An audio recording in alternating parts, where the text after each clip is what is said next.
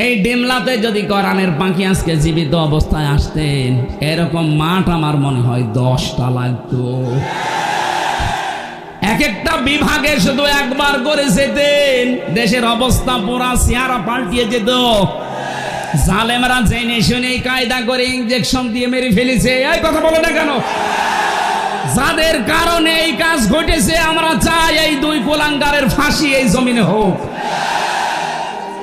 একজনকে হাত চেপে ধরেছিলাম ওইলে চট্টগ্রামের ফটিকছড়ি, ওখানে এক কুলাঙ্গার আছে, নাম তার নসিবুল বশর মাইজ ভান্ডারি। এই কুলাঙ্গার কোরআনের পাখি আল্লামা সাইদির নামে মিথ্যা মামলা দিয়ে তাকে ফাঁসির আদেশ দিয়েছে। এত মানুষের শাস্তি কিন্তু এদেশে হচ্ছে কম বেশি, কিন্তু এই শয়তানটা এখনো ধরাছোঁয়ার বাইরে আছে। কথা বলেন না কারো? যাদের কারণে এই কাজ ঘটেছে, আমরা চাই এই দুই কুলাঙ্গারের ফাঁসি এই জমিনে হোক।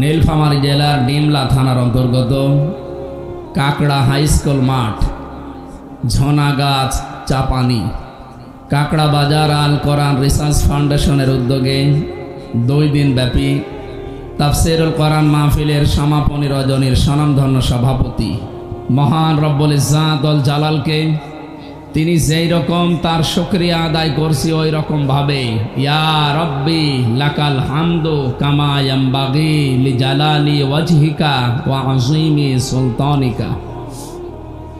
হাদিস, নবীজি বলেন এই দোয়া যদি কেউ পড়ে, ফেরেশতারা এই সওয়াব লেখা বন্ধ করে দেয়। কারণ আল্লাহ যে কত বড় ফেরেশতারাও জানে না। মা কাদারুল্লাহ হাক্কা কদরিহি ইন্নাল্লাহা লাকাবিয়্যুন আজিজ। আমি আল্লাহ যে কোন অবস্থানে আছি, আমাকে যেভাবে ভয় করা দরকার, আমার বান্দারা আসলে আমাকে চেনে না, ওইভাবে ভয় তারা করতে পারে না। সুতরাং আল্লাহর প্রশংসা আমরা তার শেখানো বাক্য দিয়ে যেটা আদায় করলাম, আমাদের আদি পিতা হযরত আদম আলাইহিস সালাম রূহ পাওয়ার পরে তিনি যেই বাক্য দিয়ে প্রশংসা আদায় করেছিলেন, আদমের সন্তান হিসাবে আমরাও বলছি আলহামদুলিল্লাহ। দরুদ আর সালাম পড়ছি আমাদের নবী, মানবতার মহান শিক্ষক মুহাম্মদুর রাসূলুল্লাহ সাল্লাল্লাহু আলাইহি ওয়াসাল্লামের প্রতি। এই মাইকটা এদিকে ধরিয়ে দেন তো। এমন নবীর প্রতি আমরা দরুদ পড়েছি। এ পৃথিবীতে যত নবী আর রাসূল আল্লাহ পাঠিয়েছেন, প্রত্যেকটা নবী এবং রাসূলের কাছ থেকে এই স্বীকৃতি আল্লাহ নিয়েছিলেন যে যদি তোমাদের কাছে শেষ নবী মুহাম্মদুর রাসূলুল্লাহ এসে যায়, তোমাদের উচিত হবে তার প্রতি ঈমান আনা, তাকে সাহায্য করা। ওয়াইদ আখাযাল্লাহু মিসাকান নাবিয়্যিনা লামা আতাইতুকুম মিন কিতাবিন ওয়া হিকমাতিন সুম্মা জাআকুম রাসূলুম মুসাদ্দিকুল লিমা মাআকুম লা তু'মিনুন্না বিহি ওয়া লা তানসুরুন্না। আল্লাহ পাক বলেন, প্রতিটি নবীর কাছে কিতাব এবং হিকমত ছিল, তাদের কাছে আমি এই স্বীকৃতি নিয়েছিলাম এবং অঙ্গীকার নিয়েছিলাম যা আখেরি জামানায় যিনি আসবেন, যখন তাকে তোমরা পেয়ে যাবে, তার প্রতি ঈমান আনার ঘোষণা এবং তাকে সাহায্যকারী এই ঘোষণা তোমাদের দেওয়া লাগবে। قال أأقررتم وأخذتم على ذلكم إصري قالوا أقررنا ক্বালা ফাশহাদু ওয়া আনা মাআকুম মিনাশ শাহিদিন। এই খেয়াল করে শুনবেন, আমি গতানুগতিক কথা বলছি না। হিসাব করেন, এই আয়াতটা নিয়ে চিন্তা ভাবনা করেন। মানুষ যখন আল্লাহর কালামের চিন্তা ভাবনা ছেড়ে দেয়, ওই জাতির ওপরে আমার আল্লাহ জাহিলিয়াত চাপিয়ে দেয়। এটা হাদিস। যখন আল্লাহ পাক তার কিতাবের আলোচনা বান্দাদের ভেতরে তাদাব্বুর না দেখে, চিন্তা ভাবনা না দেখে, তখন ওই জাতির ওপরে গজব নাজিল করেন, যেটা এখন আমরা হাড়ে হাড়ে টের পাচ্ছি। এই বাংলাদেশে লালনের জীবনী নিয়ে গবেষণা হয়, রবীন্দ্রনাথ ঠাকুরের জীবনী নিয়ে গবেষণা হয়। আল্লাহর কালামের কোন গবেষণাগার আছে দেশে? আল কোরআন রিসার্চ ফাউন্ডেশনে কি করে আমি জানি না, অবশ্যই কোরআনের চিন্তা ভাবনায় হচ্ছে এখানে, যদিও এটা নতুন নাকি, 3 বছর কেবল শুরু হয়েছে। এটা কি সরকারি উদ্যোগে? ব্যক্তিগতভাবে আমরা চাই বাংলার প্রত্যেকটা জেলায় কোরআনে কারিমের গবেষণা করার জন্য রিসার্চ ফাউন্ডেশন সরকারের পক্ষ থেকে করা হোক। মুসলমানদের সম্পদ যদি কোরআনের পেছনে ব্যয় না হয়, তো ব্যয় হবে কি কালির পেছনে? বলেন। যত নবী এসেছিল তারা এই স্বীকৃতি দিয়েছে। আল্লাহ পাক বলেন যে মানুষগুলো স্বীকৃতি দেবে না, ফাইন তাওয়াল্লাউ ফাকুলু শাহাদু, হে নবী, যে মানুষগুলো স্বীকৃতি দেবে না, ফাউলাইকা হুমুল ফাসিকুন, ওই মানুষগুলো পাপাচারী। বলেন নাউজুবিল্লাহ। কোনদিন এই আয়াত যতবার পড়েছি আমি, ততবারই আমার ভেতরে ওতাল পাতাল চিন্তা ভাবনা এসেছে, আল্লাহ, নবী যদি এখন থাকতেন, যত বড় বড় নবীর নাম আমরা কোরআনে পড়েছি, 25 জন নবীর নাম পেয়েছি।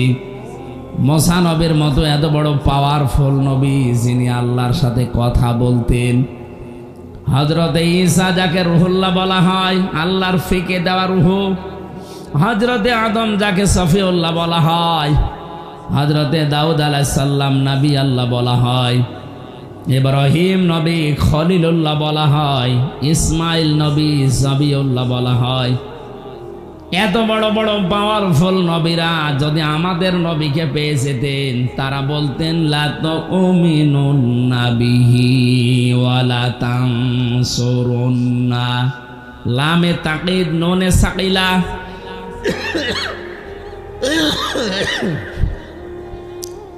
আল্লাহ বলেন তাদের দ্বারাও, তাদের উপরে ঈমান আনা এবং তাকে সাহায্য করা, এই স্বীকৃতি আমি নিয়ে নিতাম এবং কি তারা স্বীকৃতিও দিত।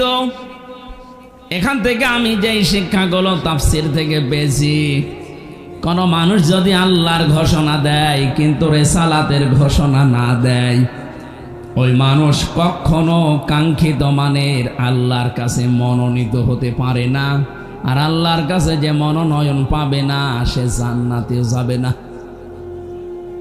আপনি এখনো আমার কথা ক্লিয়ার বোঝেননি আমি জানি, এই জন্য আরো অ্যাক্টিভ হওয়া লাগবে।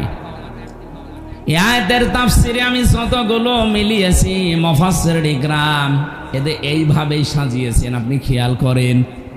এ বাংলাদেশের সাথে আমার যতটুকু বাস্তবতা দেখেছি, এ দেশের সাথে কোরআনের এই আয়াতটা একেবারে খাপের খাপ, মমতাজের বাপ মিলে যাচ্ছে। আমি কিন্তু প্রশ্ন করব একটু পরেই, বিশেষ করে যারা আলেম আছেন তাদেরকে।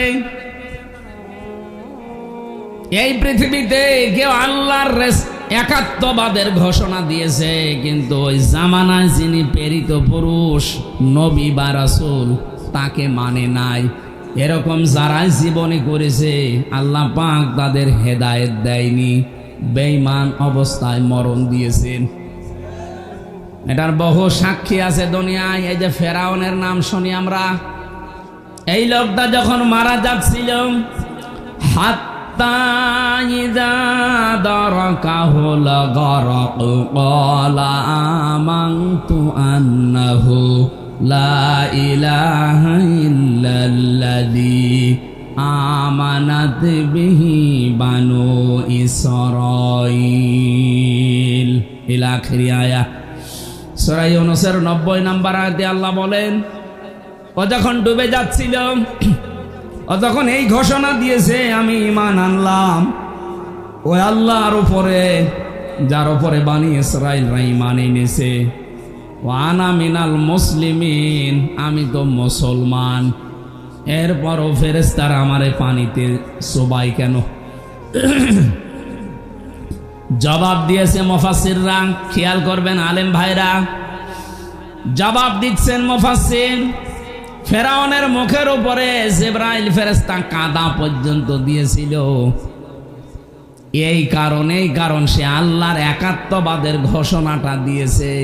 কিন্তু ওই জামানায় যিনি আল্লাহর পাঠানো প্রেরিত পুরুষ নবী আর রাসূল, তার নাম আমরা সবাই জানি, মুসা আলাইহিস সালাম। কথা বলে না কেন? হযরতে মুসাকে সে কিন্তু স্বীকার করে নাই। ও যদি ওই সময় বলতো লা ইলাহা ইল্লাল্লাহ মুসা কালিমুল্লাহ, আল্লাহ ওরে মাফ করে দিত। কিন্তু রিসালাতের ঘোষণা দেয়নি, শুধু আল্লাহর একাত্মবাদের ঘোষণা দিয়েছে। আপনাকে যদি ঈমানদার হতে হয়, অবশ্যই ওই জামানায় যিনি প্রেরিত পুরুষ থাকে তাকেও মেনে নেওয়া লাগবে। আমাদের এই জামানায় যিনি আল্লাহর পক্ষ থেকে প্রেরিত পুরুষ, কিয়ামত পর্যন্ত যার নাম আমরা জানি, মুহাম্মাদুর, আরো বলেন মুহাম্মাদুর, জবান খুলে বলেন মুহাম্মাদুর রাসূলুল্লাহ। আমি কেন বললাম বাংলার সাথে মিলে যায়?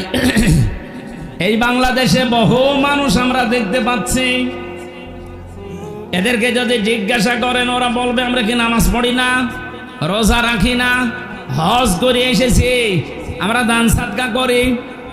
এই যে চারটা কথা বললাম, নামাজ পড়া, রোজা রাখা, দান করা, সাদকা করা আর হজ করা, এই চারটা কাজ কার হুকুম? আরো জোরে বলেন। আপনি আল্লাহর কথা, আল্লাহর আইনগুলো মেনে নিচ্ছেন, কিন্তু আল্লাহ পাক এই জামানায় যাকে শেষ নবী করে পাঠালেন, প্রেরিত পুরুষ মুহাম্মাদুর রাসূলুল্লাহ, আপনি তার জীবন আদর্শ মানতে কথা বললেই মনে হয় যে আপনি মনে করেন রাজনীতি করছে। আরে ভাই, নবীজি নিজে প্রেসিডেন্ট ছিলেন, রাজনীতি না করলে উনি প্রেসিডেন্ট হইলেন কি করে? আমাদের যিনি প্রেসিডেন্ট আছে চুপ্প মিয়া, উনি কয়েকদিন আগেই ঘোষণা দিয়েছে, আমাকে ঠেলা দিয়ে ফেলে দেওয়া যাবে না, আমি রাজপথ থেকে উঠে এসেছি। তার মানে রাজনীতি না করলে আপনি রাষ্ট্রনায়ক হতে পারবেন না। কথা বলেন না কেন? নবীজি অবশ্যই রাজনীতি করেছেন, নাই তো রাষ্ট্রনায়ক হলেন কি করে? এই ছোট কথাটা আপনার কাছে আসে না কোন কারণে? আমি জানি আপনি এই কথা যদি মেনে নিতেন, তাহলে রাসূলের জীবনী 13 বছর বললে অনেকের কাছে ভালো লাগে, কান্নাকাটি করে মক্কার জীবনটা।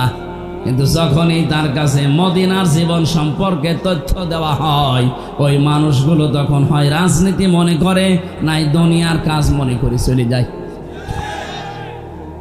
আমি কথা যেটা বোঝানোর জন্য এ পর্যন্ত আসলাম, আমি আশা করছি আপনি বুঝে ফেলেছেন।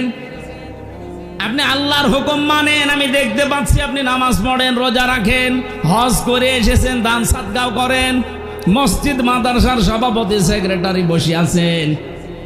কিন্তু যখনই রাসূলুল্লাহর জীবনী সম্পর্কে বলা হয় যে রাসূলকেও মানা লাগবে, শুধু 13 বছর না, পুরা 23 বছর। কথা বলেন না কেন? 40 থেকে 63, এই 23 বছরের পুরা জীবনী আপনাকে মানা লাগবে। নামাজের মতো এই 23 বছর মেনে নেওয়া ফরজ। বলেন, যদি একটা সেকেন্ড আপনি বলেন না এটা আমি মানি না, আপনি বেঈমান। কারণ আপনিও হযরতে মুসা আলাইহিস সালামকে অস্বীকার করছেন, মুহাম্মদুর রাসূলুল্লাহকেও অস্বীকার করছেন। আমি আশা করি আপনি কথা বুঝেছেন। যে মানুষগুলো আজ আল্লাহ একজন আছে এই কথা বলে, কিন্তু তার প্রেরিত পুরুষকে মানে না, তার আদর্শের কথা বলতে গেলেই রাজনীতি মনে করে চলে যায়, তার মরণ হবে ফেরাউনের মতো। এবার যান, কোথায় যাবেন নিয়ে যান। এ মাহফিল হয়ে গেছে, যা বললাম বোঝার মতো শক্তি থাকে আপনার। এ মাহফিল হয়ে গেছে। আজ বাংলায় বহু মানুষ এই চরিত্রের আমরা দেখতে পাচ্ছি, আল্লাহর কথা বললে মেনে নেয়, কিন্তু রাসূলুল্লাহর জীবন চরিত্র বললে ওর কাছে রাজনীতি মনে হয়। কসম করে বলছি, আপনার মরণ হবে ফেরাউনের মতো। আপনি ওকে ফেরাউনের মতো সটকি হয়ে থাকতে চান? বলেন। আল্লাহ পাক ওকে ডাক দিয়েছিলেন আল আন, এখন অকদ আসাইতা ক্বাবলু ওয়া কুনতা মিনাল মুফসিদিন। এখন তুমি আমার কাছে ঈমানের স্বীকৃতি দাও, অথচ এর আগে তুমি বড় সন্ত্রাসী ছিলে, ফ্যাসিস্ট ছিলে। মুফসিদিন মানে ফাসাদ সৃষ্টিকারী, সন্ত্রাসী, ফ্যাসিবাদী। এই 15.5 বছরে যেটা দেখলাম, এরাও যদি ঈমান আনতে চায়, আমার মনে হয় আল্লাহ ঠিক এই কথাটাই শোনাবে। এখন তোর জন্য 14.5 বছর অনেকে আয়না ঘরে ছিল, তোর কারণে আমির হামজা 3 বছর বিনা কারণে ফাঁসির কন্ডেম ছিল। এ কথা আল্লাহ বলতে পারে না? আপনাকে রাগ হয়ে গেল? আমি ভুক্তভোগী, এই কারণে বললাম। আমি যখন নিজে দেখেছি ওই মাটির নিচে এত বড় বড় নখ হয়ে গেছে এক একজনের, চুল দাড়ি গব মনে হচ্ছে জঙ্গল থেকে বেরিয়ে আসতেছে। রাতের বেলা যখন নিয়ে আমাকে ঘরের ভেতরে নিয়ে যেত, রাত 11টা, 11:30, 12টার সময় নিয়ে যেত, কারারক্ষী যারা দায়িত্বে আছে ওখানে জিজ্ঞাসা করতাম, ভাই কয়টা বাজে? কারণ আমরা জানতাম না যে এটা কোন মাস কোন বছর। এমনও মানুষ ওখানে আছে 14 বছর পড়ে আছে। আপনি ভাবতে পারেন, একটা কবরের মতো জায়গায় জিন্দা মানুষ 8 বছর, 10 বছর, 14 বছর পরে বেরিয়ে আসতেছে। ও জানে না যে এখন কোন বছর চলছে, ও জানে না কোন মাস চলছে, তাও জানে না কোন বছর চলছে, ওর জানা নেই কয়টা বাজে, কি বার আজকে, কিছু জানে না। এমন একটা জায়গায় আপনি 5 দিন যদি থাকতে পারেন, আপনাকে আমি পুরস্কার দেব। অথচ 14 বছর একটা মানুষ, এত বড় বড় আঙ্গুল নখ হয়ে গেছে, ওরা দেওয়ালের সাথে খুশিয়ে খুশিয়ে লিখত যে ভাই যদি বাইরে যেতে পারেন এই নাম্বারটায় জানাবেন যে আমি বেঁচে আছি।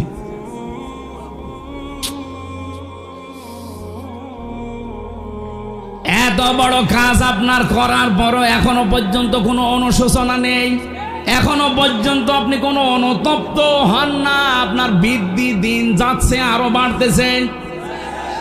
নিজে নিজে মোবাইল রেকর্ড করে উল্টা পাল্টা কলগুলো মানুষের কাছে ছড়িয়ে আরো বিশৃঙ্খলা তৈরি করছেন। আপনাকে কে বলেছে গাইবান্ধার যুবলীগের নেতার কাছে কল দিতে? জীবনে তার খোঁজ নিয়েছেন কোনোদিন? আজকে বিপদে পড়েছেন, ঠেলায় পড়ে ঢেলায় সালাম করছেন। আপনার এই কলগুলো আমার মনে হয় যিনি দায়িত্বে আছে বাংলাদেশের উপদেষ্টায়, প্রধান উপদেষ্টার উচিত, যারা এদেশে বিশৃঙ্খলা তৈরি করতে চায়, সন্ত্রাসী কর্মকাণ্ড উস্কে দিতে চায়, তাদের ওইগুলো যেন বন্ধ করা হয়। এই কলগুলো কোনো দরকার নেই, কারণ দেশের যার দ্বারা উপকার হয় না তার দরকার কি? এদেশ থেকে আমরা যাদেরকেই বাইরে পাঠাই, মাসে মাসে তারা রেমিটেন্স পাঠায়, টাকা পাঠায়। আপনি আজ 3 মাস গেছেন, 1 টাকাও পাঠাননি। 1 টাকাও দিয়েছে? 1টা টাকাও দেয়নি। কি করছেন আপনি ওখানে? অন্তত যা আছে বিক্রি করে টাকাগুলো পাঠাতে পারেন না? আমার চাচা আছে, আমার দাদা আছে সৌদি আরবে, প্রতি মাসে মাসে তারা দেশের জন্য টাকা পাঠায়, রেমিটেন্স যোদ্ধা বলা হয় তাদেরকে। এমনকি অন্তর্বর্তীকালীন সরকারের প্রধান উপদেষ্টা সহ যারা আছে তারা এখন এই রেমিটেন্স যোদ্ধাদের জন্য বিমানবন্দরে আলাদা ফ্যাসিলিটি দিচ্ছে। তা আপনি কোন কারণে 3 মাস বসে আছেন, 4 আনাও পাঠান না? কি হবে আপনারা দিয়ে? আমি আশা করবো সেই কয়দিন আছেন 3 মাসের হিসাব করে প্রতি মাসে অন্তত 20,000 করেও টাকা পাঠান। একটা টাকাও পাঠান না, আন্দাজে শুধু দেশে কি করে আরো গন্ডগোল তৈরি করা যায়, বিশৃঙ্খলা তৈরি করা যায়। এভাবে যদি চলতে থাকেন আপনার মরণ হবে ফেরাউনের মতো। ওকে আল্লাহ যেমন বলেছিল আল আন, এখন তোর কারণে হাজারো বান্দা বান্দি দুনিয়ায় আসতে পারে নাই। 70,000 বনি ইসরাইলের শিশুদেরকে তুই হত্যা করেছিস। 7 জন সব চাইতে যারা ঈমান এনেছিল 7 জন জাদুকারকে তুই হত্যা করেছিস। শুধু হত্যা না, মেরে ফেলার আগে হাত পা বিকলাঙ্গ করে বিপরীত দিক থেকে কেটে দিয়েছিস। আমি হিসাব করলাম সূরা শুআরার তাফসিরে আয়াতটা পড়ার পর কোরআনে কারিমে আল্লাহ লামে তাকিদ দিয়েছেন, যারা ঈমান এনেছিল মুসা নবীর প্রতি ওই জাদুকরদের ভেতরে 7 জনকে সে অঙ্গ কেটে দিয়েছিল বিপরীত দিক থেকে, 1 হাত আর 1 পা। এই কথা বলছেন এখানে যারা আলেম আছে এনারা তো জানবে। 7 জন মানুষকে তার অঙ্গ হানি করার কারণে ফেরাউন আজ ইতিহাস হয়ে আছে। অথচ এই লেডি ফেরাউন, এর কারণে 2227 জন এই হাত কেটে ফেলা লেগেছে, পা কেটে ফেলা লেগেছে। কারণ এমন ভাবে গুলি করেছে, গুলি বের করার জন্য পা কেটে ফেলা লাগবে। 7 জনকে বিকলাঙ্গ করার কারণে যদি ফেরাউন ইতিহাস হয়ে থাকে, 2227 জন মানুষের হাত পা চোখ এমনকি অন্ডকোষ পর্যন্ত উড়ে গেছে। এ কত বড় ফেরাউন! এরে যদি আল্লাহ হেদায়েত দেয়, আমার মনে হয় ফেরাউনকেও হেদায়েত দেওয়ার দরকার ছিল। কারণ সেও এরকম আয়না ঘর বানায়নি। এই কথা বলেন না কেন? তার শাস্তির কথা আমরা পড়েছি হাদিসে কোরআনে, কিন্তু আয়না ঘরের কথা পড়িনি। দেখি ইতিহাস বানিয়ে গেলেন আপনি। হয়তো আপনি আর 5-7 বছর 10 বছর পরে মরে যাবেন, কিন্তু কিয়ামত পর্যন্ত আপনার নামটা মানুষ নিলেই ফেরাউনের মতো হামানের মতো ঘৃণা করে নেবে।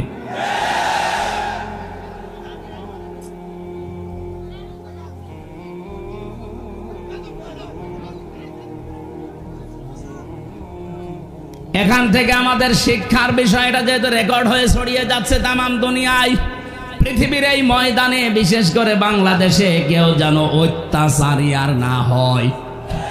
সামনে যারা আসবে তারা যদি চেয়ারে বসে আবার ওদের মতো অত্যাচার করে, এ বাংলার জনগণ তাদেরকে এরকম জুতা পিটা করে বিদায় দেবে। সামনে এরকম পরিবেশ যদি আসে, জুতা পিটা করতে রাজি আছেন তো? কারা আছেন দেখি? লিল্লাহে তাকবীর। আলহামদুলিল্লাহ ভাই।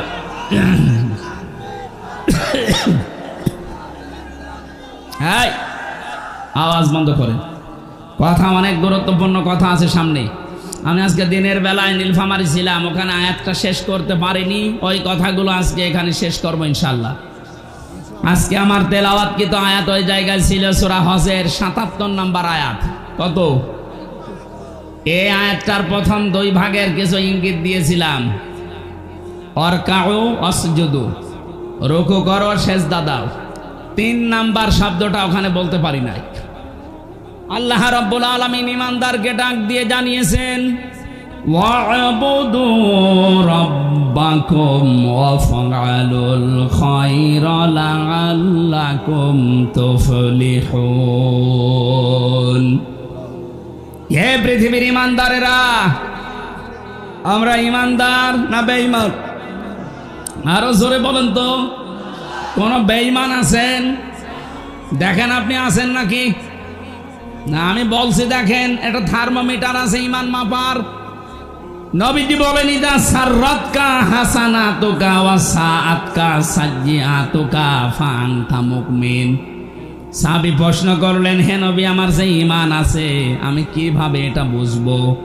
নবীজি বললেন, যখন তোমার ভালো কাজগুলো তোমাকে আনন্দ দেবে আর অন্যায় কাজ করলে তোমার মন থেকে একটা বাধা আসবে, তখন বুঝবে তোমার ঈমান আছে।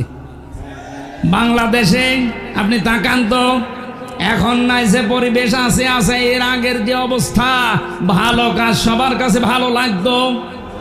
বলেন, এই যে তাফসীর মাহফিলে কত মানুষ এসে কোরআনে কারিমের গাইডলাইন পায়, এটা ভালো কাজ না মন্দ কাজ? এই ভালো কাজটাও যাদের কাছে ভালো লাগে নাই, যারা 144 ধারা পর্যন্ত জারি করেছে, এদের ঈমান থাকে কি করে? এদের তো ভালো কাজ ভালো লাগে নাই। অন্যায় কাজ দেখলেও তাদের কাছে অন্যায় মনে হয়নি। 2006 সালে 28শে অক্টোবর লগি বৈঠার তাণ্ডবে জসিম ভাইয়ের মতো জীবিত মানুষকে যারা রাজপথে পিটিয়ে মারার পরে লাশের উপরে ড্যান্স, এটা যে কত বড় ঘৃণিত কাজ! পৃথিবীর ইতিহাস পাল্টিয়ে ফেলেছেন আপনি।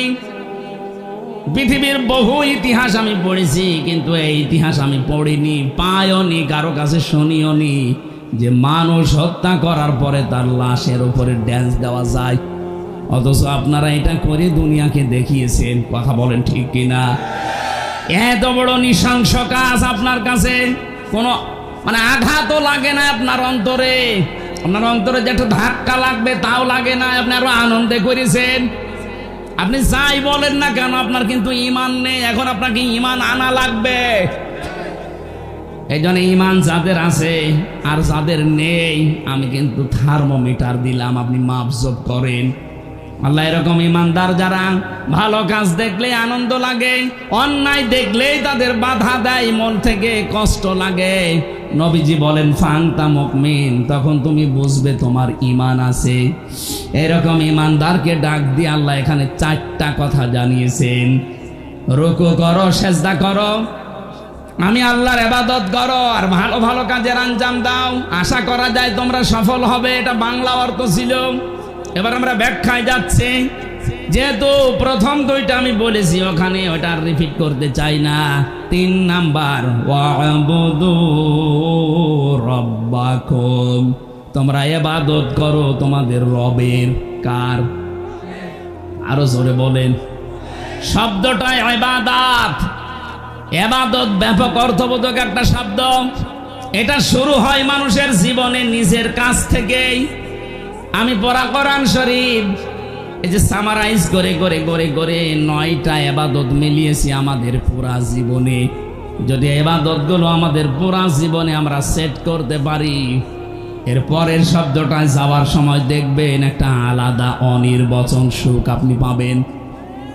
দেখেন এই শব্দের দিকে খেয়াল করে। আল্লাহ রাব্বুল আলামিন বলেন, তোমাদের ইবাদত করা লাগবে তোমাদের রবের। কেন? ইয়া আইয়ুহান নাসু উবুদু রাব্বাকুমুল্লাযী খালাকাকুম ওয়াল্লাযীনা মিন ক্বাবলিকুম লাআল্লাকুম তাত্তাকুন। হে মানব মণ্ডলী, তোমরা ইবাদত করো ওই রবের যিনি তোমাদেরকে বানিয়েছেন। আমাদেরকে বানিয়েছেন কে? এই পৃথিবীতে এখন 4,500 ধর্মের লোক আছে। যে যেই ধর্ম মেনে চলে সে ওই ধর্মের একজন দেবতাকে অবশ্যই মানে না। আপনি হিন্দুদেরকে বলেন, ওরা বলবে না যে আল্লাহ আমাকে বানিয়েছে। হ্যাঁ, ওরা বলবে ওদের যে দেবতা আছে 33 কোটি। কত? এর ভেতরে 12 মাসে ওরা 13 পূজা করে। ওই সমস্ত দেবতাদেরকে ওরা সৃষ্টিকর্তা মনে করে। কিন্তু আমরা যারা ঈমান আমাদের আছে, আমরা মুসলিম, আমরা বিশ্বাস করি আমাদেরকে বানিয়েছে।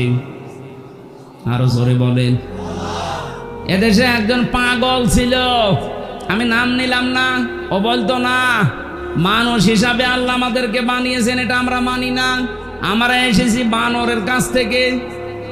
আমাদের পূর্বপুরুষকে বানর বলেন, নাউজুবিল্লাহ। এই দেশের মানুষকে এই শিক্ষায় শিক্ষিত করার জন্য শিক্ষা ব্যবস্থায় পর্যন্ত এইটা দেওয়ার চেষ্টায় ছিল। সে পাগল এখন পালিয়েছে, কোথায় আছে খুঁজে পাওয়া যাচ্ছে না। ষাঁড়, ওর নাম ষাঁড় না, ষাঁড়। জাফর ইকবাল কি সুন্দর নাম দিয়েছেন, অথচ এদেশের মানুষকে বেঈমান বানানোর জন্য, আল্লাহ ভোলা বানানোর জন্য বহু চেষ্টা চালিয়েছে, কিন্তু সফল হতে পারেনি। আমাদেরকে বানিয়েছেন কে? শুধু আমাদের না, আমাদের পূর্বপুরুষ যারা, আমাদের আদি পিতা হযরতে আদম থেকে শুরু করে সবাইকে কে বানিয়েছেন? আল্লাহ পাক বলেন, তোমাদের সবাইকে আমি বানিয়েছি। এটা যদি সত্যি বাস্তবতায় নিয়ে যেতে পারো, আশা করা যায় তোমরা আল্লাহ ভীরু হতে পারবে। এখানে কয়েকটা উদাহরণ আল্লাহ নিজের থেকে দিচ্ছেন।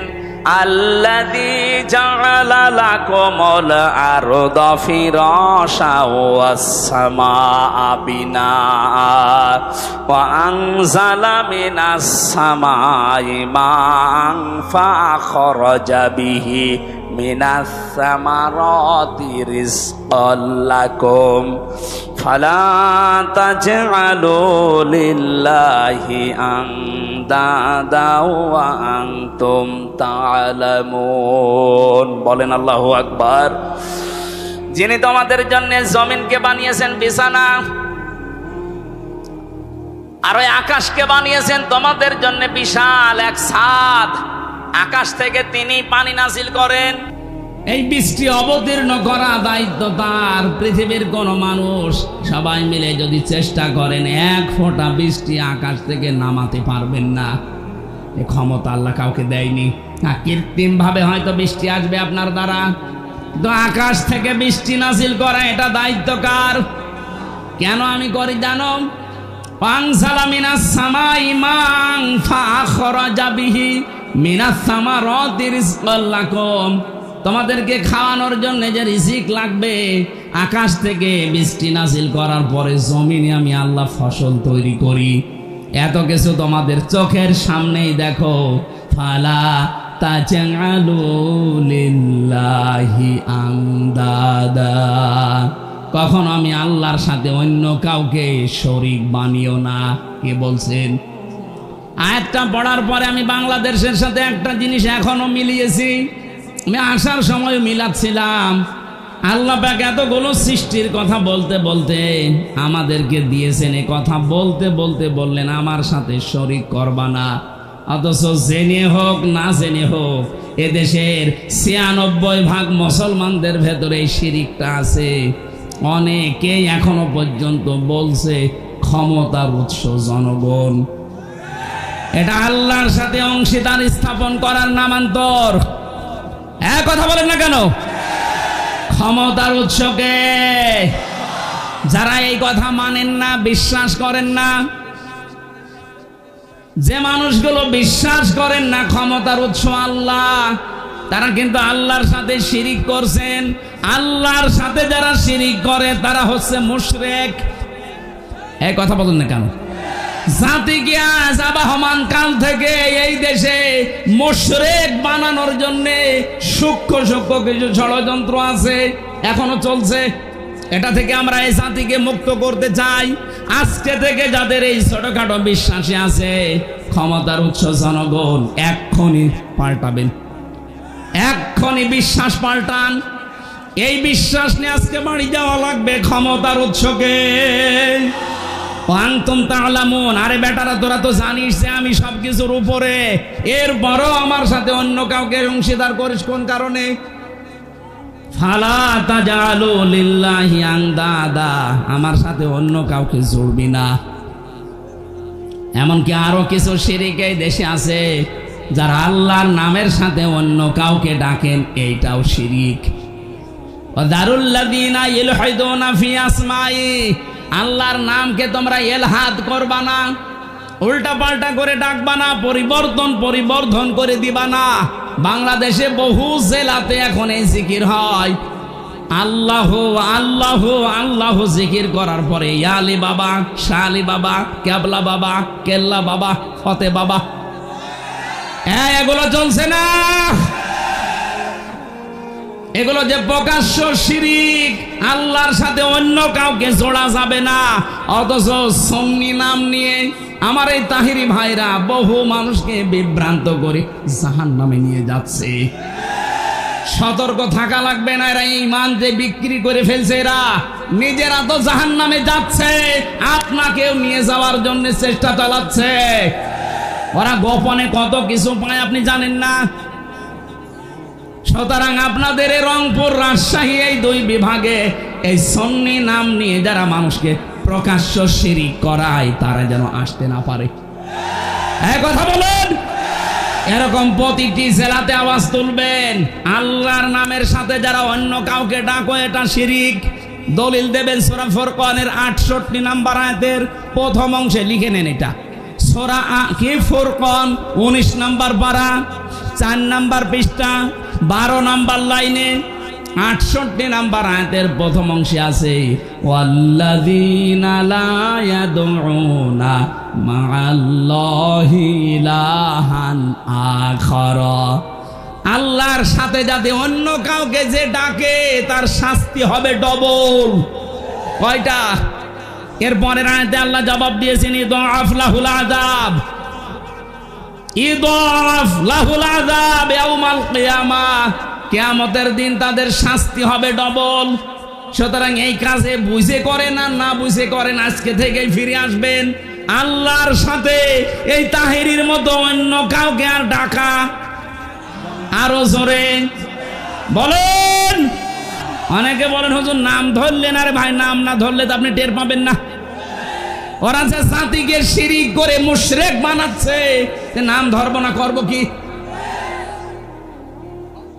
আজকে থেকে সিদ্ধান্ত নেবেন, আমি আল্লাহ বাদে অন্য কাউকে ক্ষমতার উৎস মানি না। যদি কোনো দল এটা বিশ্বাস করে, ওই দলে আমি নেই। এটা কি শুধু সামিয়ানার নিচে না? মানে সামিয়ানার নিচ থেকে আপনি নিয়ে যাবেন না। হয়তো জিকিরের বেলায় আপনি আল্লাহ বাদে অন্য কারো নামে কেল্লা বাবা, ফতে বাবা, ইয়ালি বাবা জিকির করবেন না, কিন্তু ক্ষমতার উৎস জনগণ, এইটা আপনি পাল্টাতে পারেন না। কি হয়েছে বলেন তো? আপনার কি মিথ্যা মনে হচ্ছে? কোরআনের কথা শোনার পরে যাদের মিথ্যা মনে হয়, তারা কিয়ামতে যখন জাহান্নামের গেট দিয়ে ঢুকবে, ফেরেশতারা বলবে কি, তোমাদের কাছে কোনো নবী রাসূল যায়নি?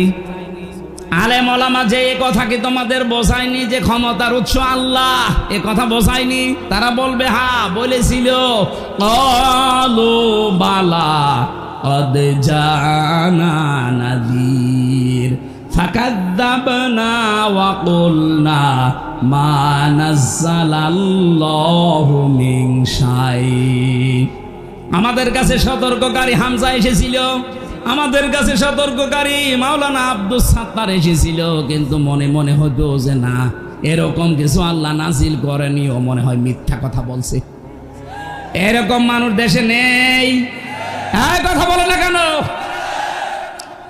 আমি যেগুলো বলছি যদি অথেন্টিক মনে না হয়, কোনো আলেমকে আপনি জিজ্ঞাসা করবেন, তুলে নিয়ে যান মোবাইলে।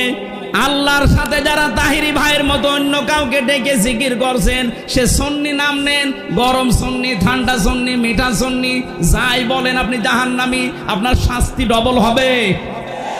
আল্লাহর সাথে অন্য কাউকে ডাকা। আরো জোরে দলিল আর একটা বলছি, সূরা আরাফ 9 নম্বর পারা 13 নম্বর পৃষ্ঠা 4 নম্বর লাইনের 180 নম্বর আয়াতের প্রথম অংশে আছে, ওয়ালিল্লাহিল আসমাউল হুসনা ফাদউহু বিহা। এটা আমার আলোচনার সাবজেক্ট না, এই জন্য আমি দলিলগুলো লম্বা করে বললাম না। যতটুকু বলেছি বাড়িতে মিলিয়ে নেবেন, দেখবেন এই জীবনে আর কোনোদিন আল্লাহর সাথে আল্লাহ বাবা, ফতে বাবা জিকির আপনি আর করবেন না। আমার মনে হয় রংপুর, রাজশাহী বিভাগে এগুলো নেই, হালকা আছে। এগুলো সব বেশি চট্টগ্রাম আর সিলেটে পাগলের মতো জিকির করছে। একজনকে হাত চেপে ধরেছিলাম, ওইলে চট্টগ্রামের ফটিকছড়ি, ওখানে এক কোলাঙ্গার আছে, নাম তার নসিবুল বশর মাইজ ভান্ডারি। এই কোলাঙ্গার কোরআনের পাখি আল্লামা সাইদির নামে মিথ্যা মামলা দিয়ে তাকে ফাঁসির আদেশ দিয়েছে।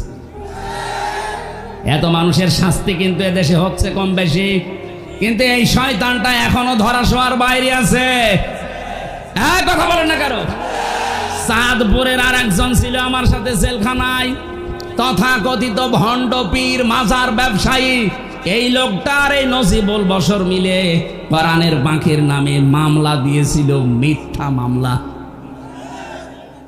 উনি যদি আজকে আমাদের ভেতরে বেশি থাকতেন, এই ডিমলাতে যদি কোরআনের পাখি আজকে জীবিত অবস্থায় আসতেন, এরকম মাঠ আমার মনে হয় 10টা লাগতো। এক একটা বিভাগে শুধু একবার করে যেতেন, দেশের অবস্থা পুরা চেহারা পাল্টিয়ে যেত। জালেমরা জেনে শুনে কায়দা করে ইনজেকশন দিয়ে মেরে ফেলেছে। এই কথা বলে না কেন? যাদের কারণে এই কাজ ঘটেছে, আমরা চাই এই দুই কোলাঙ্গারের ফাঁসি এই জমিনে হোক।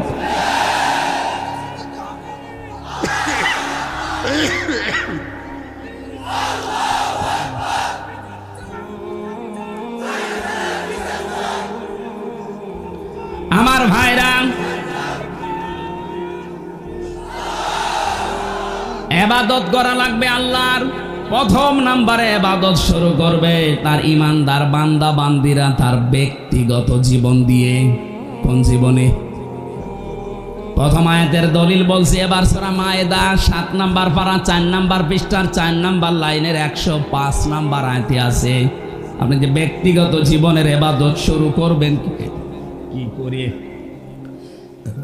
আল্লাহ রাব্বুল আলামিন বলেন, ইয়া আইয়ুহাল্লাযীনা আমানু আলাইকুম আনফুসাকুম লা ইয়াদুররুকুম মান দাল্লা ইযা হাতাদাইতুম ইলাল্লাহি মারজিউকুম জামিআন ফায়ুনাব্বিয়ুকুম বিমা কুনতুম তা'মালুন। বলেন আল্লাহু আকবার। খুব খেয়াল করে শুনবেন, ইবাদত শুরু হচ্ছে এবার। প্রথমেই শুরু হবে ইবাদত আপনার ব্যক্তি জীবন থেকে। ও হে ইমানদারেরা, আগে নিজেকে নিজে সংশোধন করো, নিজেকে আগে নিজে পাল্টাও। আজকে এখান থেকে আপনি নিজেকে শুরু করবেন ইবাদতই নিয়ে আসার।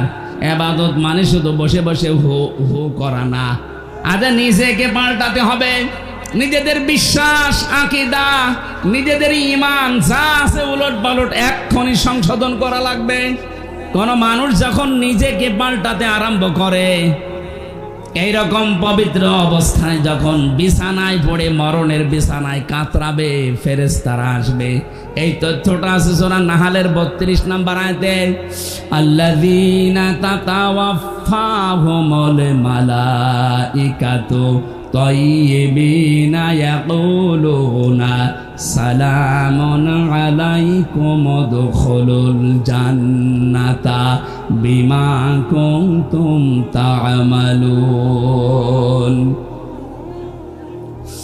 যখন আপনার বিশ্বাস, আপনার আকীদা, আপনার সব কিছু পোশাক পরিচ্ছদ, সমাজনীতি, অর্থনীতি, জীবনও পরিষ্কার পরিচ্ছন্ন, এমনকি পবিত্র অবস্থায় যখন আপনি আল্লাহর কাছে ধরা দেবেন, ফেরেশতারা এসে বলবে, আল্লাহর বান্দা শান্তি তোমার উপরে, ওই যে প্রবেশ করো জান্নাতে, যার কাজ তুমি দুনিয়ায় করেছিলে।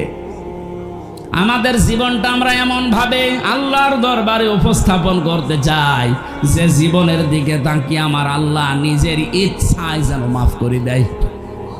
এই আয়াতের তাজবিন আর তাফসিরে আমি পড়েছি, যার জীবনটা আল্লাহর কাছে পছন্দ হবে, পবিত্র করার চেষ্টায় যে থাকবে, এই লোকটাকে কিয়ামতে আল্লাহ যখন হাজির করবেন, তখন সবার সামনে বিচার না করে নিজে একটা কুদরতি চাদর দিয়ে ঢেকে নেবেন বান্দাকে। মনে করেন আল্লাহর এই বান্দা, কি নাম আপনার? আব্দুর রশিদ সাহেবকে আল্লাহ ঢেকে নেবেন কুদরতি চাদর দিয়ে, সবার সামনে থেকে আলাদা করে নিজে আলাদা ঢেকে নিয়ে বলবে, রশিদ এই এই অপরাধগুলো দুনিয়ায় করেছিলি। চিন্তা করবে আমি এখন কিভাবে অস্বীকার করি, আমার তো চোখের পলক পর্যন্ত আল্লাহ জানে। কথা বলেন না কেন? ইয়ালামু খায়িনাতাল আ'য়ুনি ওয়া মা তুখফিস সুদূর। চোখের পলকে কি ইশারা করো কেউ জানে না, এ খবর জানে কে? তোমার মনের ভেতরে কি কিছু কি মারে কেউ টের পায় না, এটা টের পায় আমি আল্লাহ আরশে বসে। চিন্তা করবে আমার মনের ভেতরে কি আছে সেটাও যখন আল্লাহ জানে, এখানে আর মিথ্যা কথা বলে আমার কোনো বাঁচার উপায় নেই। তাজ্জিবিন আর ব্যাখ্যায় ফি জিলালিল কোরআন মুফাসসির লিখেছেন, তখন আব্দুর রশিদ ডাক দিয়ে বলবে, মাবুদ আমার ভুল হয়ে গেছে, আমার ভুল হয়ে গেছে, এখন তুমি যা করবে করো। আল্লাহ যদি কারো ওপরে অবিচার করে সে তো আর জান্নাত পাবে না। বিধায় আল্লাহর কোনো অবিচার বলতে কিছু বলেন বলেন, আল্লাহ ন্যায় বিচার করলে আমরা কেউ জান্নাত পাবো না। হ্যাঁ, একটা মাত্র বুদ্ধি আছে, আল্লাহ যদি আমাদেরকে নিজ গুণে মাফ করে দেন। ওই তাজ্জিবিন আছে মানুষগুলো যত বেশি চেষ্টা চালাবে, তার এই পোশাক, তার এই শরীর, তার কর্মজীবন, তার প্র্যাকটিক্যাল লাইফ, এমনকি তার বিশ্বাস, আকীদা, ঈমান, এগুলো যত পরিষ্কার পাবে আল্লাহ তখন একেবারে আলাদা করে ঘিরে নেবে। একা একা আল্লাহ নিজের সামনে বলবে, বল এই কাজগুলো করেছিলি। স্বীকৃতিটা নেওয়ার পরে যখন দেখবে অসহায়, এই অসহায়ত্ব আল্লাহর কাছে প্রকাশ করার পরে আল্লাহ বলবেন, যা আজকে তোরে আমি মাফ করে দিলাম, কাউকে বলবি না। এইরকম একটা কিছু যেন আল্লাহ আমাদের সবাইকে দান করেন, বলেন আমিন। আজকে নিজেকে সংশোধন কতটুকু করেছেন, কি আছে আল্লাহর কাছে দেখানোর মধ্যে আপনার বলেন তো? কবি জানিয়েছে, হাল্লাকা সিররুন ইনদাল্লাহ বাইনাকা আনতা ওয়া বাইনাল্লাহ, হাল্লাকা সাদাকাতুন তাখফা লা ইয়ালামুহা ইল্লাল্লাহ। ও আল্লাহর বান্দা, তোমার কি এমন গোপন কিছু আছে যেটা তুমি ছাড়া কেউ জানে না? এমন কোন গোপন দান আছে, গোপন সাদাকা আছে, গোপনে কোনো ভালো কাজ দুনিয়ায় এমন কিছু করেছো যেটা তুমি ছাড়া আর কেউ জানে না? আমাদের জীবনে এরকম একটা লম্বা সেজদা আছে না? আপনি কি করলেন বলেন তো? আফসোস করা দরকার আপনার জীবন নিয়ে। আমি জেলখানায় দেখেছি এক একজন মানুষকে সেজদায় পড়ে থাকতে 40 মিনিট, 45 মিনিট, 1 ঘন্টা পড়ে আছে সেজদায়। তারা নিজেদের এই অপরাধের জন্য জেলখানায় বসে বসে কষ্ট পাচ্ছে, এই কারণে না, পেছনের দিকে তাকিয়ে ভেবেছে, আল্লাহ আমি কি করেছি? এতটুকু অপরাধে যদি আমি 3 বছর, 5 বছর, 10 বছর কারাগারে থাকতে পারি, দুনিয়াতে আমার এই 60 বছর, 50 বছরে কত কিছু করেছি, আমি তোমার কাছে যাওয়ার জন্য কি নিয়ে যাচ্ছি? এই অনুশোচনা বোধ থেকে দেখতাম রাত 2টা, 2:30টায় উঠে 2 রাকাত নামাজে 1.5-2 ঘন্টা কাটিয়ে দিত। ওই সময় একটা আলাদা মজা পাওয়া যেত, বাইরে এসে ওইটা এখন আর আমরা পাচ্ছি না।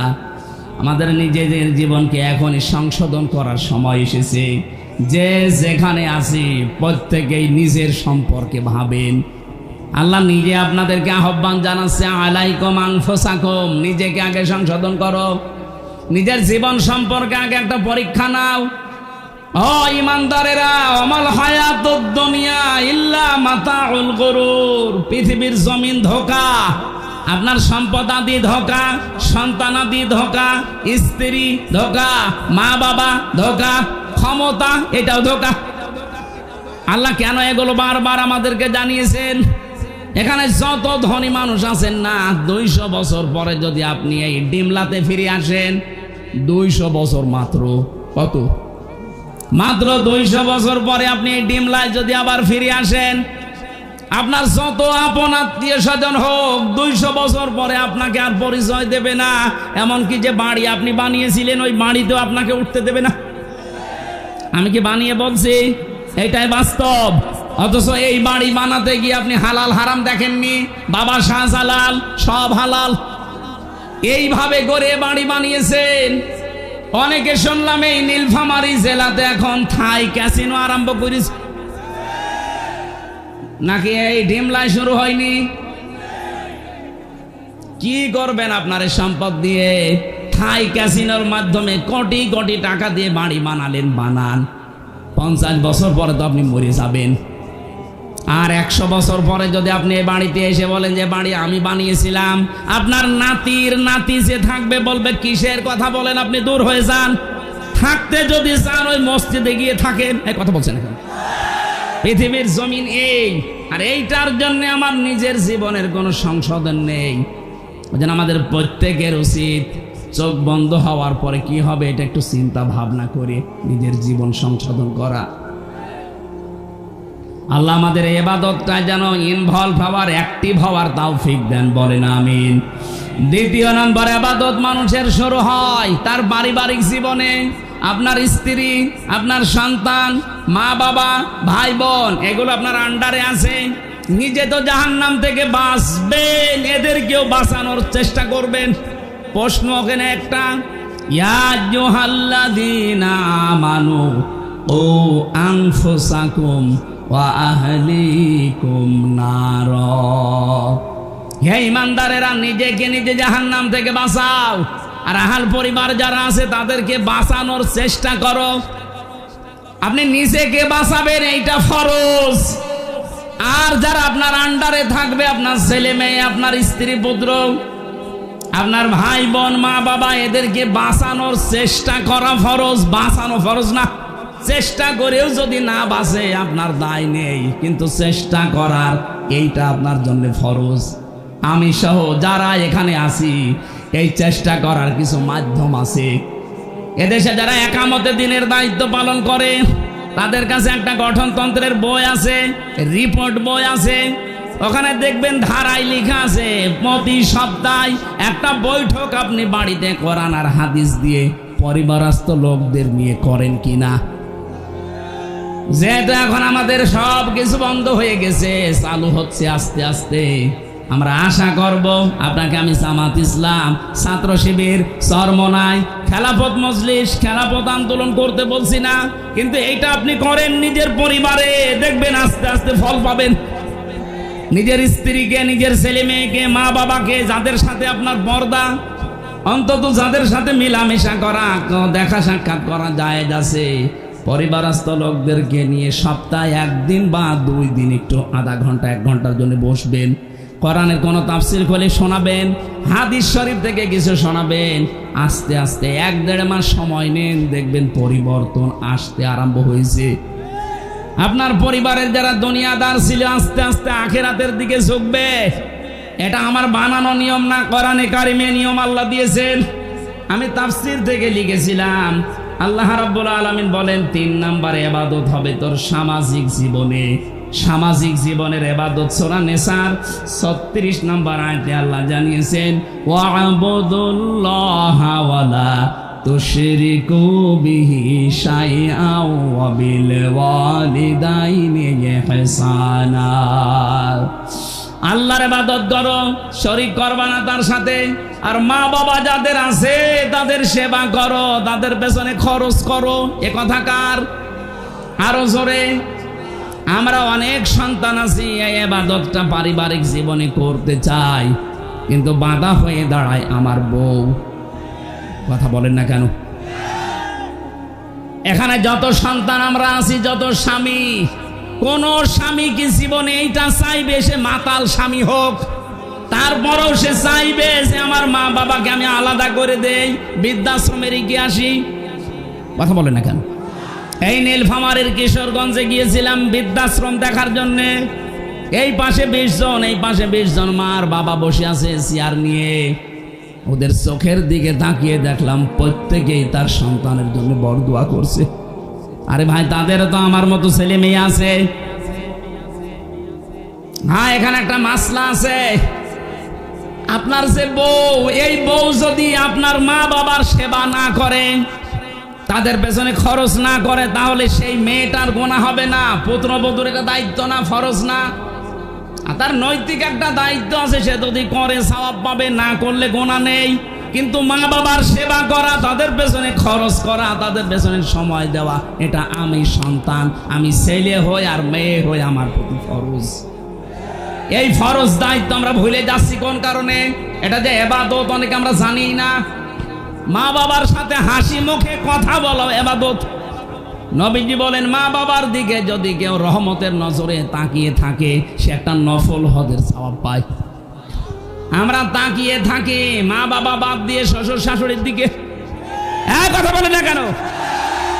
সম্মানিত মা বোনেরা, আপনাদের ইবাদত বলছি। এবার অনেক মেয়ে আছে তারা মনে করে নামাজ পড়ি, রোজা করি, কালো বোরকা পরি, আমি জান্নাতে যাব না। যাবে কে? না। কোন স্বামী, যেমন আমি সবার পক্ষ নিয়ে বলছি, এখানে যত স্বামী আছে শুধু এই কয়জন না, এটা রেকর্ড হচ্ছে। 18.5 কোটি মানুষ বাংলাদেশে এখন। যত স্বামী, প্রত্যেকটা স্বামীর পক্ষ থেকে আমি হামজা বলছি, প্রতিটি স্বামী চায় বিয়ের পরে আমি খেয়ে থাকি না খেয়ে থাকি আমার মা বাবা আমার সাথে থাকবে। এটা চাই কারা কারা দেখি হাত তোলেন তো। এই ক্যামেরা ওইদিকে মারো, মারো ক্যামেরা মারো, দেখো কার স্বামী হাত তুলিস। এই কথা বোঝা লাগবে। বসেন বসেন, এবার বসেন। সম্মানিত মা বোনেরা, শুধু ওয়াজ শুনতে আসা না, এটাই আপনার জীবনের প্রথম ওয়াজ, আসল ওয়াজ, এইটাই শেষ ওয়াজ। আপনি নিজের মা বাবাকে যেইভাবে মনে করেন, যেভাবে উদারতা দেখান, শ্বশুর শাশুড়িকে আপনি সহ্য করতে পারেন না, তাদের কিছু হলেই স্বামীর কানে কানে তুলে দেন। আপনি মানুষ, জীবনে জান্নাতের ঘ্রাণ পাবেন না। আর আমি স্বামী হিসাবে বলছি, কোন স্বামীর মন তার স্ত্রী 100 ভাগ পাবে না যতদিন পর্যন্ত এই স্ত্রী তার স্বামীর মা বাবার সাথে ভালো ব্যবহার না করবে। কিন্তু এখন এমন জামানা, সহ্যই করতে পারে না। নিজের মা বাবার হাজারো ভুল হয়, কিচ্ছু বলে না। আর স্বামীর মা বাবার পান থেকে চুন খসলেই স্বামীর কানে কানে তুলে দেয়। এই কথা বলছেন না? এরকম পুত্রবধূ দেশে নেই। এটা ছোট মনের বউ, এই ন্যারো মাইন্ডের বউ আমরা চাই না। কার কার বউর এরকম মন ছোট? হাত তোলেন তো। না না, আপনি হাত তুলছেন কোন আশায়? বাড়ি গেলে আজকে আপনাকে থাকতে দেবে? বলে যে তোর ওয়াজ শোনাচ্ছি, দাঁড়া, তোর খাটের নিচে থাকাবে না। মা বোনেরা, আমি আপনাদেরকে অনেক ভালোবাসি। আমি চাই না আপনি এই ছোটখাটো বিষয়ের জন্য জাহান্নামী হয়ে যান। আজ বাংলাদেশে আমার মনে হয় 100 জনের 95টা পুরুষ মানুষ মানসিক রোগী হয়ে যাচ্ছে এই ছোট বিষয়ের কারণে। আপনি ছাড়ই দিতে চান না, অথচ নামাজ পড়ে, রোজা রাখে, কালো বোরকা পরে। আপনি কিসের জন্য নামাজ পড়েন? আপনারা নামাজ নিয়ে কি আল্লাহ ধুয়ে খাবে? কিসের রোজা রাখেন, কিসের কালো বোরকা পরেন? পারিবারিক জীবনে শ্বশুর শাশুড়িকে নিজের মা বাবার মতো দেখা, এটা ইবাদত। ওয়াবিল ওয়ালিদাইনি ইহসানা, মা বাবার সাথে ভালো ব্যবহার করো, তাদের পেছনে খরচ করো সাধ্য মতো। দুনিয়াতে একটা জায়গায় আছে খরচ করার জন্য আল্লাহ যে সিরিয়াল দিয়েছেন কোরআনে সূরা বাকারার 215 নম্বর আয়াতে। এটা 2 নম্বর পারা, 12 নম্বর পৃষ্ঠা, 14 নম্বর লাইনে আছে, ইয়াসআলুনাকা মাযা ইউনফিকুন। হে নবী, ওরা জিজ্ঞাসা করে যে টাকা পয়সা আমি উপায় করা শিখেছি, এখন আমি ইনকাম করি, কোথায় খরচ করব প্রথমে? আপনি বলেন, কুল মান ফাকতুম মিন খায়রিন ফালিল ওয়ালিদাইনি ওয়াল আকরাবিন ইলা আখির আয়াত। হে নবী, আপনার উম্মতদেরকে আপনি বলেন, তোমরা ভালো ভালো কাজে সম্পদ ব্যয় করবা, খরচ করবা। আর দুনিয়ায় যত ভালো কাজ আছে সব চাইতে আল্লাহর কাছে ভালো কাজ মা বাবার জন্য। প্রথমেই আল্লাহ নাম দিয়েছেন মা আর বাবার। কথা বলেন না কেন? 2 নম্বরে নিকট আত্মীয় স্বজনের, 3 নম্বরে এতিম, 4 নম্বরে মিসকিন, 5 নম্বরে ইবনে সাবিল। এই যে যাদের নাম বললাম, এদের ভেতরে চরমনার নাম আছে, 8 রশির নাম আছে। কথা বলে না কেন? কোন কারণে নিজের মা বাবা, আত্মীয় স্বজন, এতিম, মিসকিন, অসহায়, এই 5টা সিরিয়াল বাদ দিয়ে একবারে আপনি বরিশালে চলে যান। আমি কথা বোঝাতে পেরেছি, এই জন্য আপনি চিল্লাচ্ছেন। এরপরেও যদি কেউ না বোঝার ভান করে থাকেন, আমার মনে হয় আপনার বিবেক মরে গেছে। সিরিয়াল কি আমি বানালাম? পারা নাম্বার, পৃষ্ঠা নাম্বার, লাইন নাম্বার বলেছি, ইবনে কাসিরে আছে। এরপরও যদি কারো বিশ্বাস না হয়, হুজুর প্রিন্সিপাল হুজুর জিজ্ঞাসা করে, সিরিয়ালকে আমি বানালাম স্যার? আল্লাহ বানিয়েছে। আপনি আল্লাহ সিরিয়াল বাদ দিয়ে মা বাবা বাদ, নিকট আত্মীয় স্বজন বাদ, এতিম বাদ, মিসকিন বাদ, এবনে সাবিল বাদ, একবারে চলে যাচ্ছে উনি 8 রশি। আরে ভাই, 8 রশির নাম তো 6 নম্বরও নেই। কথা বলেন না কেন? কোথায় পেয়েছেন 1 নম্বরে তাকে? জীবনে কোনোদিনে এই যে শীত চলে আসছে, একটা কম্বল মাকে কিনে দেয় না, একটা চাদর কিনে দেয় না, আর গরুর গলায় দড়ি নিয়ে যাচ্ছে 8 রশি। ওইটা তো এক গরু, আর গলায় দড়ি নিয়ে যাচ্ছে যেটা, এটা ডবল গরু। এই পাগলামি সামনে থেকে আর করবেন? এটা একটা ইবাদত, ইয়ার কি মারা খেলাচোরা করার জিনিস না, এটা ইবাদত। এটা আজকে থেকে সাধ্যমতো মা বাবার পেছনে খরচ করবেন, কারণ 3টা জায়গায় খরচ করলে আল্লাহ ওই টাকার হিসাব নেয় না। 1 নম্বরে যারা জিহাদের ময়দানে খরচ করে, 2 নম্বরে যারা কোরআন প্রচারে খরচ করে, 3 নম্বরে যে মানুষগুলো এই পৃথিবীতে পরিবারস্থ লোক, মা বাবা, স্ত্রী, সন্তান, এদের জন্য খরচ করে, এই টাকার হিসাব আল্লাহ নেবেন না। তাই বলে বর জন্য, ছেলে মেয়ের জন্য বিশাল এলইডি টিভি কিনে আপনি একেবারে ওয়াইফাই লাইন লাগিয়ে শুধু উলঙ্গ নাচ দেখাবেন নাকি? শরীয়তের ভেতরে থাকতে হবে। 4 নম্বরে ইবাদত পেয়েছি আমি অর্থনৈতিক জীবনে। সূরা বাকারার 188 নম্বর আয়াতে আল্লাহ দলিল দিয়েছেন, এই যে সুদ, যেটা এলাকায় বহু মানুষ আমি জানি টাকা ছেড়ে রাখে, টাকা আসে, 1000 টাকা দিয়ে দেয়, মাসে মাসে 1100 টাকা করে পায়, 100 টাকা লাভ না, এলাকা আরো বেশি, 200 টাকা করে পান। এটা মায়ের সাথে জেনা করার গুনাহ আপনার আমলনামায় উঠতেছে। এই গুনাহ ছেড়ে দেওয়া লাগবে। কারা কারা এই টাকা ছেড়ে রাখেন, টাকা আসে, এটা আর নেবেন না? হাত তোলেন তো। ওরে আল্লাহ, এলাকায় এত মানুষ, নাউজুবিল্লাহ। আমি তো মনে করছিলাম নেই। না না, যারা হাত তুললেন অবশ্যই তারা এভাবে টাকা ছেড়ে রেখেছেন। টাকা যারা ছেড়ে রেখেছেন, এক্ষুনি তাওবা করে ওই টাকা আসলটা নেবেন, ডবল টান নেবেন না। বলেন, এটা যে ইবাদত আপনি জানেনই না। ইসলামী অর্থনীতিতে ইবাদত আছে না নেই? মুশারাকা আছে, মুদারাবা আছে, মুরাবাহা আছে, এটা আবার এক একটা 6 প্রকার করে। ইসলামী ব্যাংকে যারা আছে এলাকায় দায়িত্বে, এ বাংলাদেশে যত ব্যাংক আছে সবচাইতে ইসলামী ব্যাংকে লেনদেন করা আপনার ইমানের জন্য সবচাইতে বড় দামি জিনিস, দামি জায়গা, দামি জায়গা এটা। কারণ এটাকে এই জালেমরা ধ্বংস করে ফেলেছে। ৭৫,০০০ কোটি টাকা এখান থেকে এই জালেমরা মারিং কাটিং করিস। ইসলামী অর্থনীতি আবার জাগিয়ে তুলতে হলে ইসলামী ব্যাংক এই দেশে আবার জাগিয়ে তুলতে হবে, এটা ইমানের দাবি। এখন বলেন আমার সুদ নেই, সুদ নেই কোন ব্যাংকে বলেন?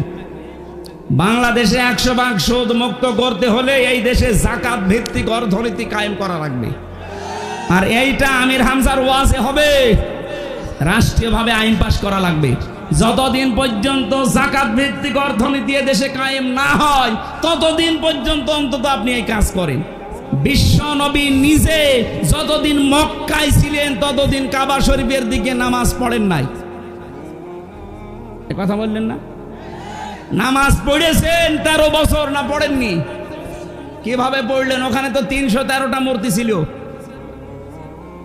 যতদিন ইসলাম কায়েম না হয় ততদিন উনি মূর্তির সামনে নিয়ে নামাজ পড়েছিলেন। বলেন, একটা মূর্তিকেও সরাতে পেরেছিলেন? হ্যাঁ, যখন মদিনায় গিয়ে রাষ্ট্র ক্ষমতা পেলেন তখন নিজে এসে রাষ্ট্রীয় ক্ষমতার দায়িত্ব নেওয়ার পরে এবার মূর্তিগুলো ভাঙলেন।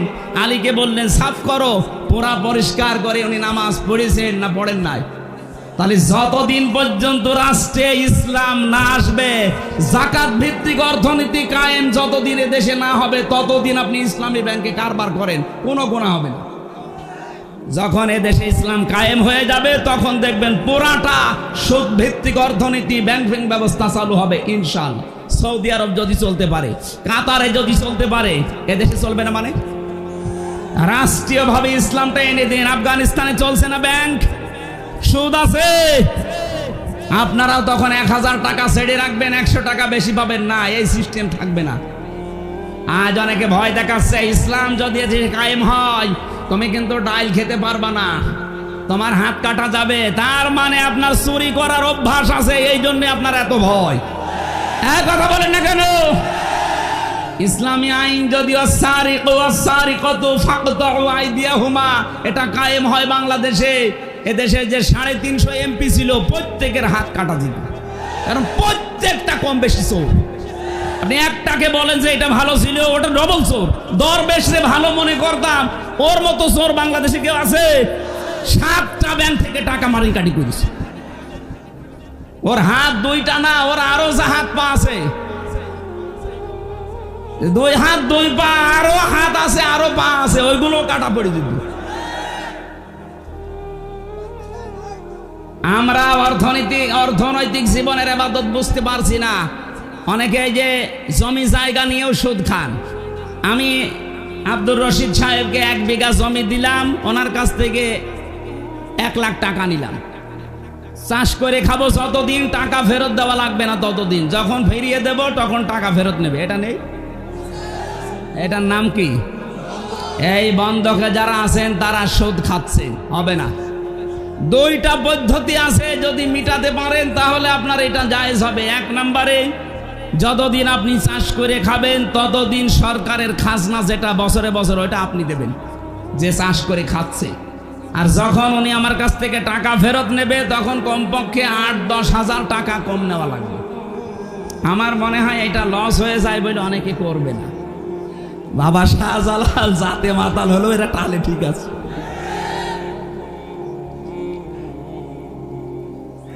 আর এই যে জমি জায়গা দিয়ে দেয় 1 বছরে 10,000 টাকা 1 বিঘা জমি থেকে আপনি দেবেন, করে খাবেন, এইটা জায়েজ আছে। কারণ 1 বিঘা জমিতে 10,000 টাকা উপায় করা 1 বছরে খুব বেশি কষ্টের কাজ না। কথা বলেন না কেন?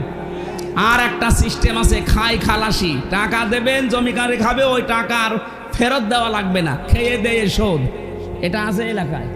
না, এইটা নেই। আমি জানি এই বাংলাদেশে কোনো জায়গায় নেই, খালি এটা হাদিসে আছে, তাছাড়া আমাদের দেশে নেই। মানুষ বললো না সাথে মাতাল, তাহলে ঠিক আছে। 1 লোক নাকি ছেলে খালি ফুল ছিঁড়তো বাগান থেকে। বাগানের মালিক যে বলছে, চাচা আপনার এই ছেলে যে আমাদের বাগানের ফুল ছেড়ে, আপনি নিষেধ করতে পারেন না? নিষেধ করবো কি করে, ওর মাথা একটু খারাপ, এই কারণ। ছেলে বলছে, বাবাজি আমার পাশেই তো আপনার বাগান, ওর মাথা যদি খারাপ হবে, ও বাগানের ফুল ছেড়ে আমার, আপনারটা ওর মাথা খারাপ। অত খারাপ? তা আমরা তো এইরকম পর্যায়ে আছি। এতগুলো মাসলা বললাম, মাথা খারাপ, অত খারাপ না। ও খালাসিতে নেই। 1 বিঘা জমিতে 10,000, এইটাই নেই। আছে ওই 1 বিঘা জমিতে 90,000, 1 লাখ, ওইটাই। যারা টাকা ছেড়ে রাখছেন, টাকা আসে প্রতি মাসে মাসে, এই সুদের মতো মায়ের সাথে জেনা করার গোনা বাদ দেওয়ার দরকার নেই। যারা দিতে পারেন না তারা নামাজ কালাম ছেড়ে দেন। কি হবে আপনার নামাজ দিয়ে?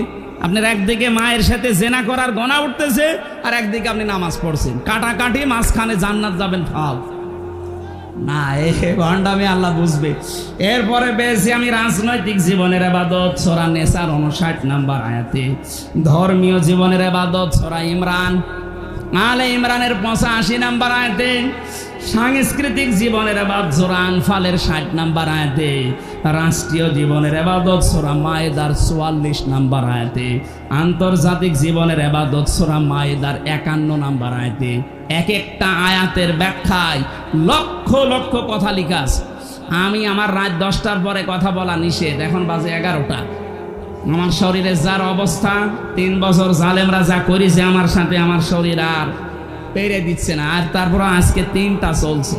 আপনারা একটা করে নিলেও আমি 1-1.5-2 ঘন্টা চালাতে পারতাম। 1 ঘন্টা 20 মিনিট হয়ে গেছে। আগামীতে আরো আশপাশে আসলে শোনাবো ইনশাল্লাহ। আজকের মতো শেষ করলাম। আল্লাহ ইবাদত এইভাবে করার তৌফিক দিন। আল্লাহুম্মা আমিন। লা ইলাহা ইল্লা আনতা সুবহানাকা ইন্নী কুনতু মিনাজ জালিমিন। এই মোনাজাত বসে করেন, যেখানে আছেন আখেরি মোনাজাত বসে করেন। রব্বির হামহুমা কামা রাব্বায়ানি সগীরা।